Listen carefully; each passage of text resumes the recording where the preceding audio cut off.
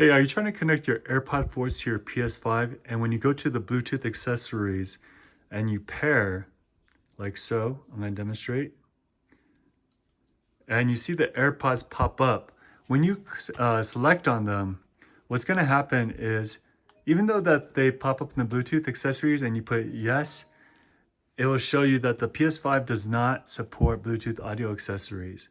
So the way to get around this and still use your AirPods for gaming is to get one of these.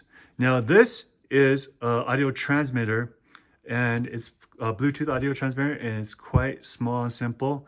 All you need to do is plug it into the back like so, and it will automatically pair for you. Okay guys, it will automatically pair for you. So once you put it in your ear, then you will hear the game.